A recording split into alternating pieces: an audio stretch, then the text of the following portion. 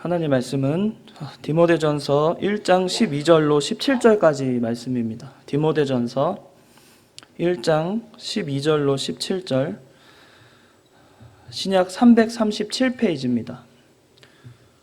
디모데전서 1장 12절입니다. 제가 읽도록 하겠습니다. 나를 능하게 하신 그리스도 예수 우리 주께 내가 감사함은 나를 충성되이 여겨 내게 직분을 맡기심이니 내가 전에는 비방자요 박해자요 폭행자였으나 도리어 긍휼을 입은 것은 내가 믿지 아니할 때에 알지 못하고 행하였음이라. 우리 주의 은혜가 그리스도 예수 안에 있는 믿음과 사랑과 함께 넘치도록 풍성하였도다. mit보다 모든 사람이 받을 만한 이 말이여 그리스도 예수께서 죄인을 구원하시려고 세상에 임하셨다 하였도다. 죄인 중에 내가 괴순이라. 그러나 내가 긍휼을 입은 까닭은 예수 그리스도께서 내게 먼저 일체의 오래 참으심을 보이사 후에 주를 믿어 영생 얻은 자들에게 본이 되게 하려 하심이라. 영원하신 왕 곧 썩지 아니하고 보이지 아니하고 홀로 하나이신 하나님께 존귀와 영광이 영원 무궁하도록 있을지어다. 아멘. 오늘 디모데전서 1장 12절로 17절 말씀을 통해서 주보의 제목이 조금 수정이 필요한데 겸손, 믿음을 견고하게 하다 라는 제목으로 말씀을 증거하려고 합니다. 겸손, 믿음을 견고하게 하다. 겸손에 대한 이야기를 하려고 합니다. 신약 성경에서 예수 그리스도를 가장 탁월하게 증거한 사람을 뽑으라면 단연코 바울일 것입니다. 물론 신약에 나오는 모든 사도들과 또 모든 그 인물들이 믿음 있는 인물들이 많이 나오지만 신약 성경에서 가장 탁월하게 그 인물을 뽑으라고 하면 아마 바울일 것입니다. 그래서 우리 간혹 바울을 위대한 사도라는 호칭을 쓰거든요. 위대한 사도 바울. 그러나 여기서 우리가 위대한 사도 바울을 드러내는 것이 아니라 이 위대한 사도 바울을 통해서 하나님이 어떤 분이시며 또 하나님은 어떤 자들을 기뻐하시고 또 하나님은 어떤 자들에게 은혜를 베풀어 주시는지를 가르쳐 주시기 위해 이 바울의 생애 또 그가 기록한 글을 통해 성경을 통해 우리에게 교훈하고 계십니다. 오늘 본문의 이야기는 이렇습니다. 마게도냐로 가고 있었어요. 바울이 가는 도중에 예배소에 남아있는 디모데라는 그 복음으로 낳은 아들이라고 그랬는데 복음으로 낳은 아들 디모데에게 편지를 쓴 겁니다. 이 편지에서는 아버지의 따뜻한 사랑도 느껴지고 또 아버지의 엄하지만 진지한 모습도 보여지고 또 따뜻하게 디모데를 감싸는 그 사랑의 모습도 분명히 드러납니다. 이 두 가지 모습을 보여주면서 바울은 디모데를 참된 교육자로 세워나가고 또 그가 맡을 다음 세대들을 위해서 어떻게 교육해야 되고 어떻게 목회해야 되는지를 가르쳐주는 그 목회 서신이기도 합니다. 특별히 디모데 전서와 그 뒤에 디도서 그리고 디모데 후서가 이제 마지막으로 바울이 기록한 서신이거든요. 그가 이 디모데 오늘 본문을 통해서 겸손히 어떻게 믿음을 견고하게 하는지를 두 가지를 말씀드리려고 합니다. 첫 번째는 철저히 자신의 부족함을 인정해야 은혜가 풍성하다는 거예요.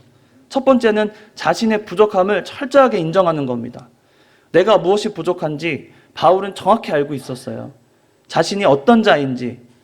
오늘 본문에도 그가 13절에 전에는 비방자요 박해자요 폭행자였으나 이렇게 말하잖아요. 한마디로 아주 극악무도하다고 할까요?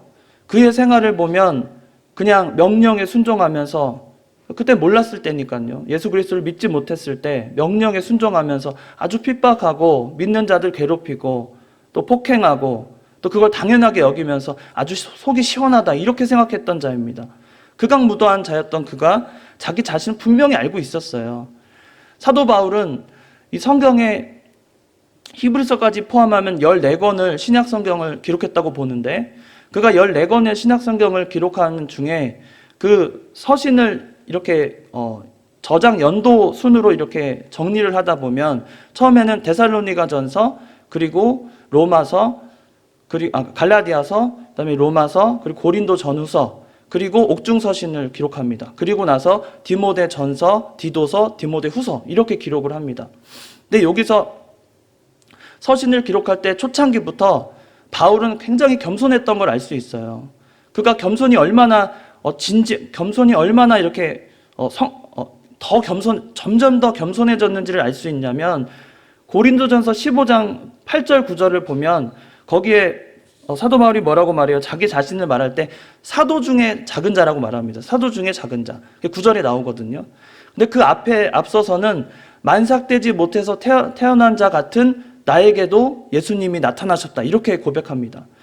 그러니까 처음부터 사도 바울이 예수님을 만나고 나서 참 겸손해졌다는 걸 알 수 있어요. 사도 중에 가장 작은 자가 자기라고 표현했고 에베소서 3장 8절에 가면요. 이제는 사도가 아니라 성도 중에 가장 작은 자가 자기라고 표현합니다. 에베소서 3장 8절에. 그러니까 저장 연도를 생각해 보면 에베소서가 기록한 그 옥중서신 전에 고린도전서가 먼저 기록됐거든요. 이 장면을 봐도 그 이후에 우리가 지금 보는 디모데전서는 또 그 이후에요. 처음에 자신을 표현할 때 만삭되지도 못하고 또 사도 중에 가장 작은 자라고 표현했던 바울이 조금 지나서 에베소서에 가서는 성도 중에 작은 자라고 더 낮아졌거든요. 근데 오늘 본문에는 또 뭐라고 그래요? 더 낮아져서 죄인 중에 자기가 괴수라고 말합니다. 바울은 참 겸손한 자였습니다. 그가 겸손할 수밖에 없었던 이유는 자기가 한 게 없거든요. 자기는 언제나 폭행자였고 핍박자였고 믿는 자들을 괴롭히던 자였는데 지금 그의 모습을 보면 복음을 전하고 있잖아요. 그 자신이 어떻게 이렇게 변화될 수 있었는지 그 모든 것이 누구에게 달려있다고요? 오늘 그걸 고백하고 있습니다. 12절에 나를 능하게 하신 그리스도 예수 우리 주께 내가 감사함은, 내가 이렇게 변화되고 내가 하나님 앞에 이렇게 감사할 수 있는 것은 나를 능하게 하신 그리스도 예수 우리 주 뿐이시라는 거예요. 내가 능력이 뛰어나서 내가 뛰어난 교육을 받고 내가 갈멜의 또 문화에서 뛰어난 교육을 받고 율법적으로는 뭐 흠이 없는 자라고 해도 그런 자라고 해도 그 능력으로 이렇게 된 것이 아니라 나를 능하게 하신 오직 그리스도 예수 우리 주께서 나를 이렇게 하셨다는 겁니다. 겸손한 자에게 드러나는 첫째 특징은 하나님이 하셨다고 고백하는 거예요. 모든 일에 하나님을 하셨다고 고백하는 겁니다. 일이 잘 되고 일이 성취감을 맛봤을 때 내가 잘했다. 내가 정말 노력했다. 내 노력이 빛을 발했어. 이렇게 말하는 자가 한 명도 없어요. 정말 겸손하면 모든 것이 하나님이 능하게 하셨다. 모든 것이 하나님이 하셨다. 이렇게 고백하는 것이 진정으로 겸손한 자의 모습이라 할 수 있습니다. 그가 그러한 겸손한 모습은 그 초기에 나온다고 했는데 그의 모습을 그렇게 그 겸손한 모습을 바라봤을 때 철저하게 자신의 부족함을 알았거든요. 그가 얼마나 그가 부족함을 알았는지 그 14절에 보면 우리 주의 은혜가 그리스도 예수 안에 있는 믿음과 사랑과 함께 넘치도록 풍성하였도다. 모든 게 주님의 은혜여서 그 은혜가 풍성하니까 나에게 영향을 미쳤다는 겁니다. 우린 은혜대로 사는 사람들입니다. 성도는 은혜대로 살아요. 성도에게 은혜가 빠지면 우리가 하나님께로 갈 수 없는 그런 존재가 됩니다. 모든 것이 하나님의 은혜거든요. 우리를 작정하시고 또 예정 가운데서 우리를 계획하셔서 때에 맞춰 우리를 이 땅에 보내주시고 또 예수 그리스도를 믿게 하시고 이 모든 과정 속에서 우리가 예수님의 그 큰 은혜가 없다면, 풍성하지 않았다면 우리는 이 자리에 나와 있을 또 그런 필요성을 느끼지 못했을 겁니다. 얼마나 날씨가 좋아요. 요즘 얼마나 날씨가 좋습니까? 이제 거리두기도 해제되고 사람들의 마음이 한껏 부풀어 있어서 다 나들이 가고 싶어하고 마음이 그렇거든요. 이 좋은 날씨에 우리가 그래도 하나님 앞에 그 은혜를 입은 자들로서 이 자리에 나와 예배를 드리는 것은 우리가 그렇게 하나님 앞에 나와야 함을 알기 때문이잖아요. 우리가 하나님 앞에 이 시간 예배를 드려야 함을 알기 때문이잖아요. 그 마음을 주신 것도 우리에게는 은혜라는 뜻입니다. 바울은 그거 알았어요.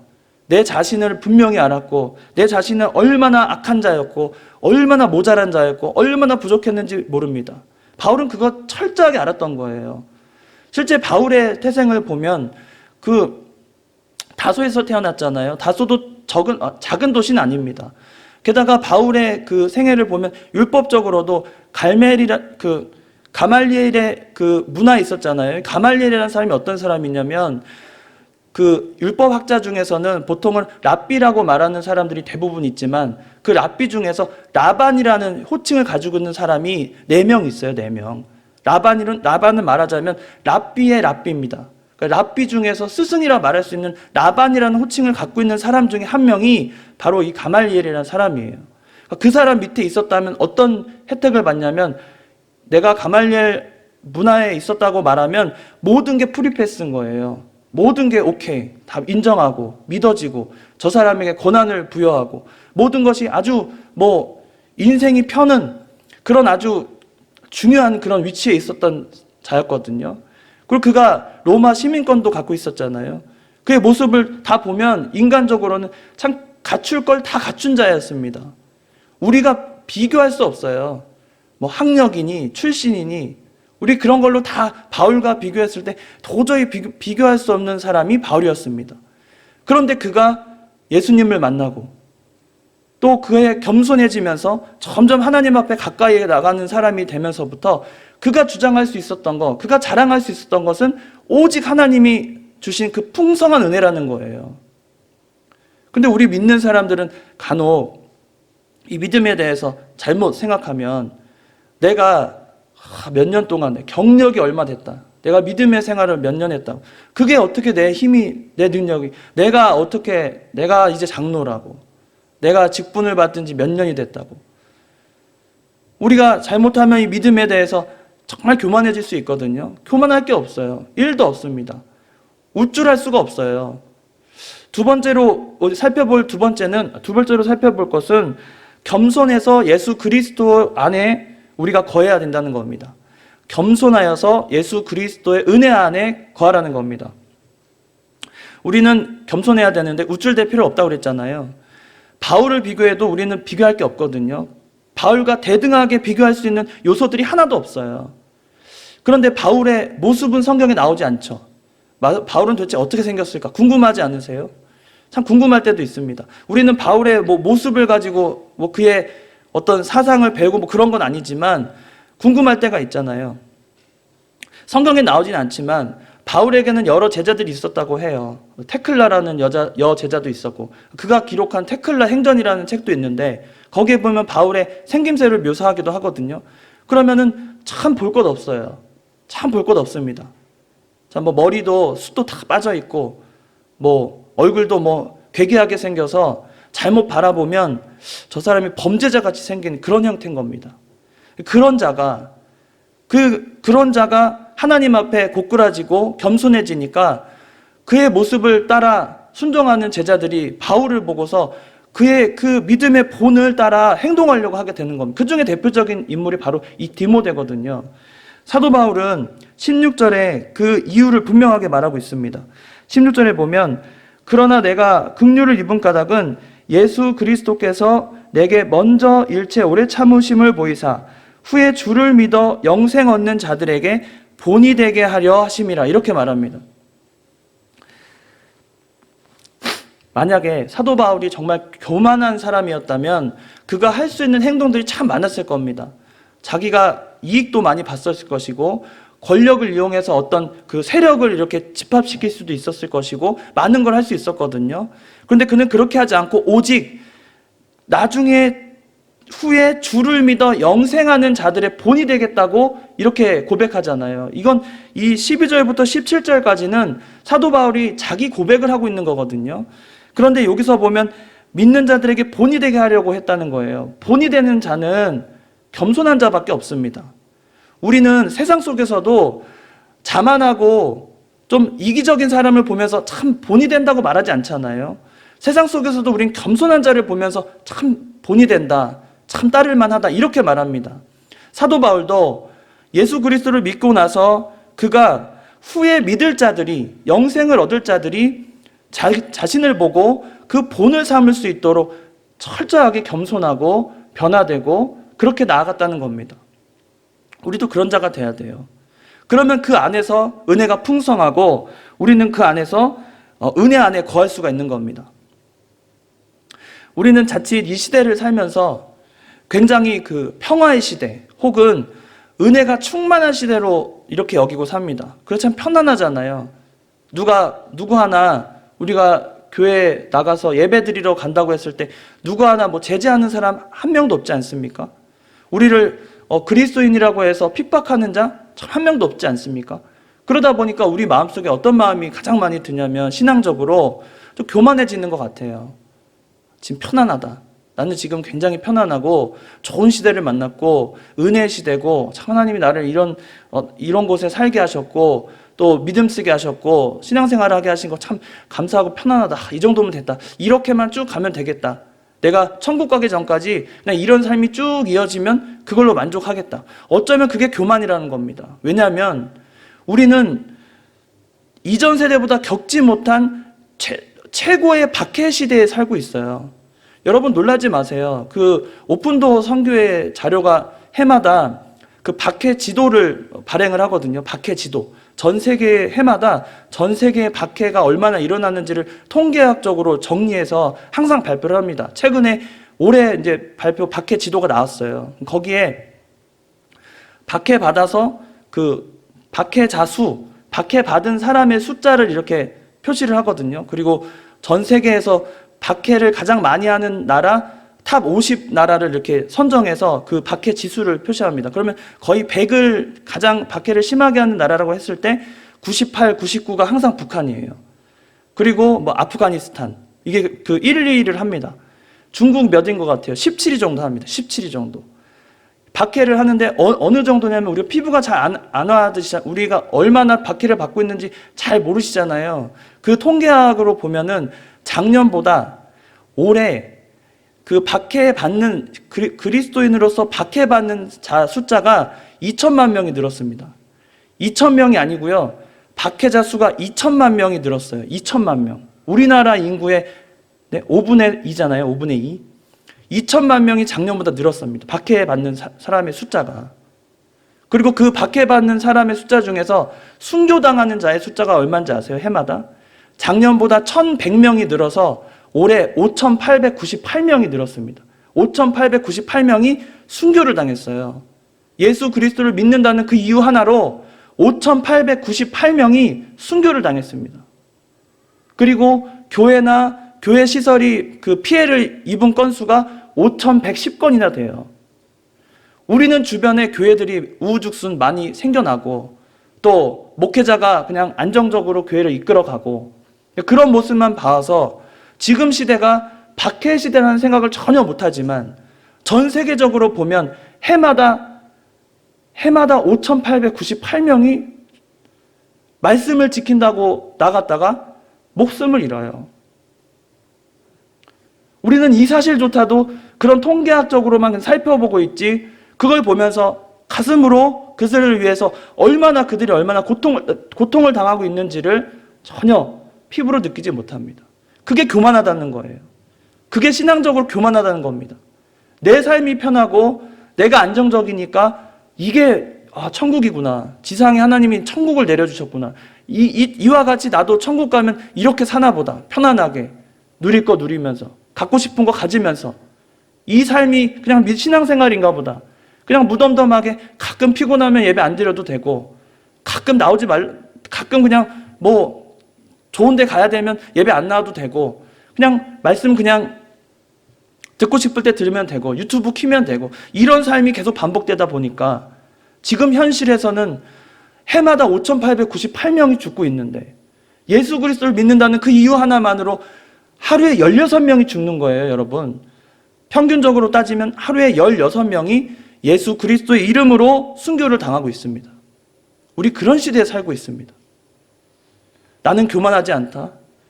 나는 바울의 이야기를 들으면서 나는 바울을 통해서 이렇게 배웠고 어릴 적부터 신앙생활을 이렇게 했기 때문에 내 신앙은 참 건강하다고 생각할 수 있겠지만 자칫 잘못하면 그것이 신앙적인 교만으로 드러날 수 있다는 겁니다. 여러분의 삶은 어떻습니까? 이런 이야기를 들었을 때 우리는 어떤 마음이 듭니까? 참 안타깝고 비참하고 그런 마음 들어야 할 텐데 그런 이야기를 들으면서 간혹은 내 생활과 나와는 다른 이야기로 여겨진다면 내 마음이 지금 정말로 교만하다는 얘기입니다. 교만한 자는 하나님의 말씀이 들어오지 않아요. 마음이 교만해지면 하나님과의 소통하는 일을 참 게을리하게 됩니다. 마음이 교만해지면 하나님의 말씀을 듣고자 하지 않아요. 또 그 말씀을 깊이 있게 묵상하지 않습니다.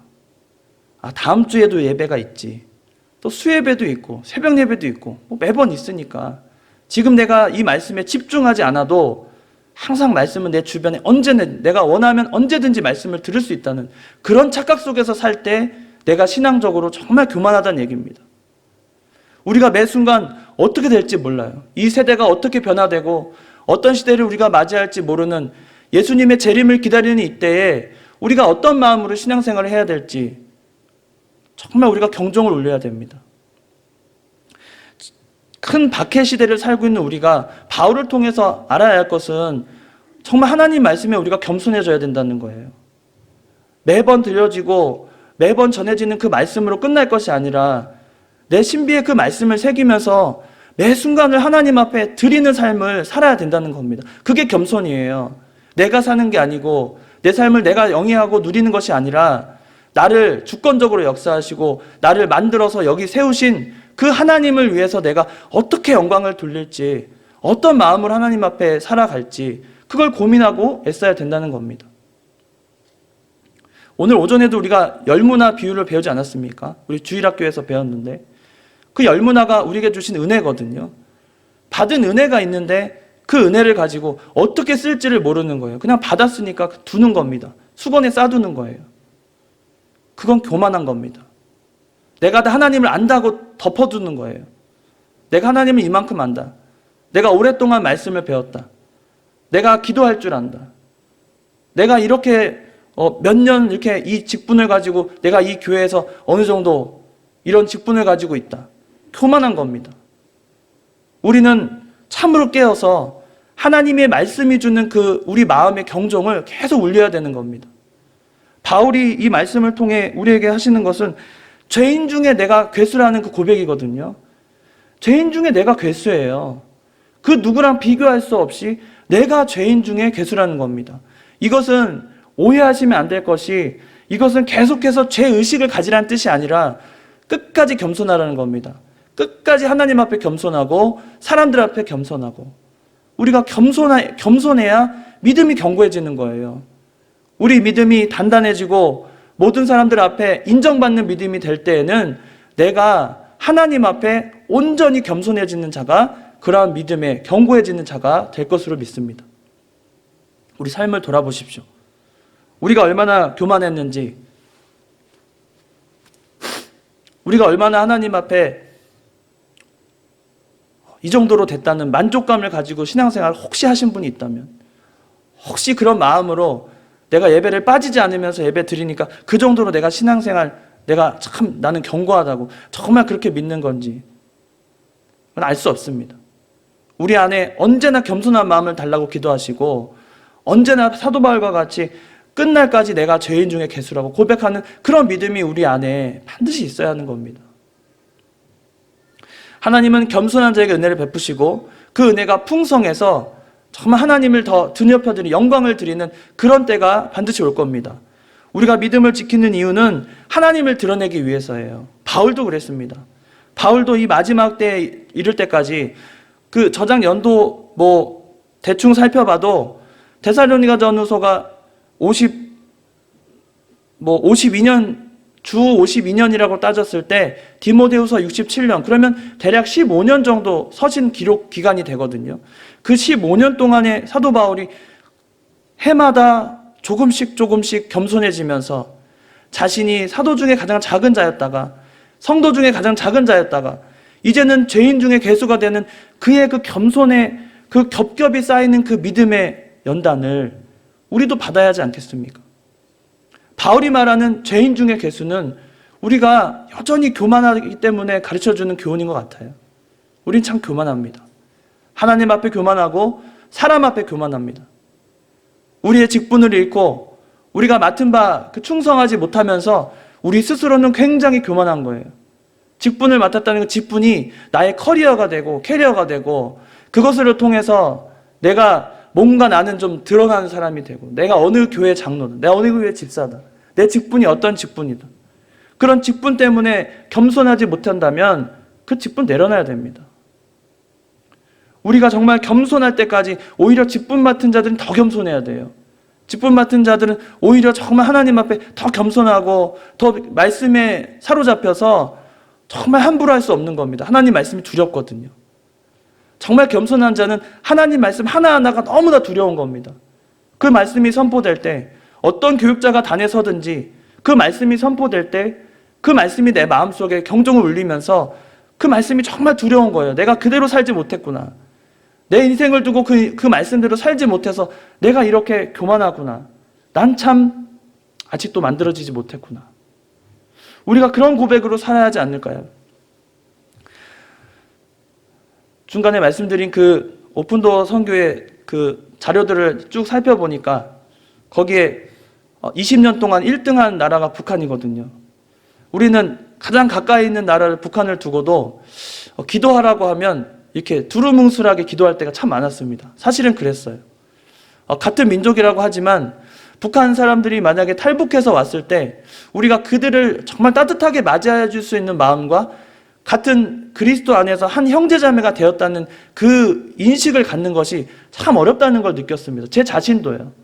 그런 사람들이 우리 교회에 만약에 한 분이라도 계시다면 그분들을 맞이했을 때 정말 내가 따뜻하게 그리스도인답게 또 겸손하게 그를 맞이하고 하나님의 백성 또 한 형제자매로서 그를 따뜻하게 맞이할 수 있을까?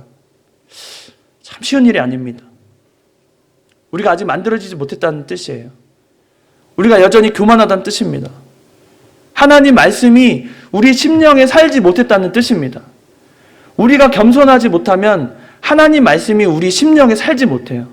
작용하지 않습니다. 역사가 일어나지 않아요.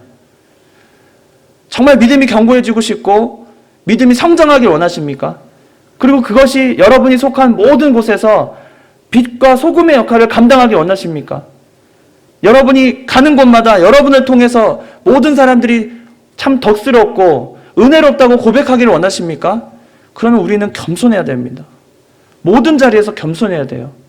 내가 가진 것이 아니라 모든 것이 하나님이 하셨다고, 모든 것이 하나님의 역사에서 비롯되었다고 그런 고백을 우리가 해야만 할 것입니다. 우리가 그런 삶을 살기 바랍니다. 저부터도 그런 마음으로 정말 누군가 그들을 맞이할 수 있는 마음이 있는가. 제가 있는 사택 옆 건물에 그 7살 아이 어머니가 계세요. 그 부모님이 다 중국 분이시거든요. 그분들을 처음에 만날 때 말이 안 통할 줄 알고 이렇게 대면 했어요. 인사도 잘 못하고 무슨 말을 해야 될까 뭐 하다가 어제 처음으로 그 7살 아이가 이렇게 옥상에서 이렇게 내다보고 있는 거예요. 엄마랑 장난치면서. 그 아이를 보면서 처음으로 인사를 나눴습니다. 처음으로. 이사 온 지 얼마 안 되긴 했지만 처음으로 인사를 나누면서 저런 사람들도 내가 마음으로 품고 좀 따뜻하게, 이 말이 통하지 않으니까 중국에서 오셔서 아직 한국말이 서툰 분들 참 많이 계시거든요. 학교에도 그런 친구들이 있어요. 근데 그 친구들이 각 반에서 그 학교 학습을 따라가는데 참 애로사항이 많습니다. 우리 아이도 그 반에 몇 명이 있어요. 중국 아이들이. 그러면 부모님이 그 아이에게 그 내일 뭐 가져올 준비물이나 그런 거 챙겨오라고 이렇게 그 학습장에다가 써주잖아요. 그럼 그거를 확인하고 아이를 챙겨줘야 되는데 그걸 못하는 거예요. 한국말이 서툴고 하니까. 그래서 제가 제 아이한테도 혹시 그런 친구가 있으면 준비물을 2개 가져가라고. 뭐 물감을 2개 가져가서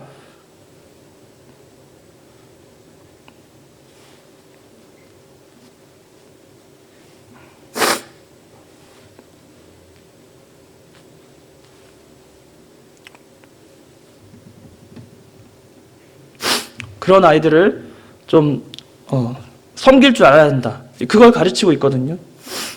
우리가 정말 주변에 연약한 자들이 참 많습니다. 신앙적으로 우리가 정말 성숙하고 겸손하다면 그런 자들을 돌볼 줄 알아야 돼요.